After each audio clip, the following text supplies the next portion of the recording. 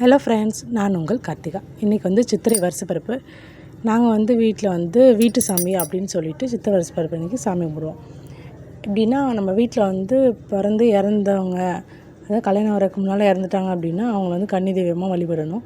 அவங்களுக்கு பிடிச்ச மனசீலை, ஜாக்கெட்டு, வளையல், பொட்டு, குங்குமம், வெத்தலை பாக்கு, வாழைப்பழம், நம்மள்ட என்னென்ன பெண்கள் யூஸ் பண்ணுவாங்களோ அவங்களுக்கு பிடிச்சத வாங்கி வச்சு பொங்கல், சக்கரை பொங்கல், பாயாசம், வடை செஞ்சு சாமி கும்பிட்டுட்டு தாம்பாளம் கொடுப்போம் வரவங்களுக்கு.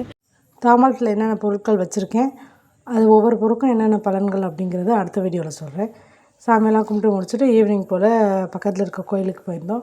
அங்கே சிவனுக்கு அழகாக அலங்காரம் பண்ணியிருந்தாங்க. பார்த்துட்டு மன திருப்தியோடு எல்லோரும் சாமி கும்பிட்டுட்டு வீட்டுக்கு வந்தாச்சு. வீட்டுக்கு வந்துட்டு இன்றைக்கி வெற்றிலை தீபம் 4வது வரும். அதனால் அதையும் விட்டுறக்கூடாது அப்படிங்கிறனால வீட்டுக்கு வந்தோடனே வெற்றிலை தீபம் ஏற்றி இன்றைக்கி நல்லபடியாக எல்லா சாமியும் கும்பிட்டாச்சு. இந்த வீடியோ பிடிச்சினா லைக் பண்ணுங்கள், சப்ஸ்கிரைப் பண்ணுங்கள். தேங்க்யூ. டட்டா.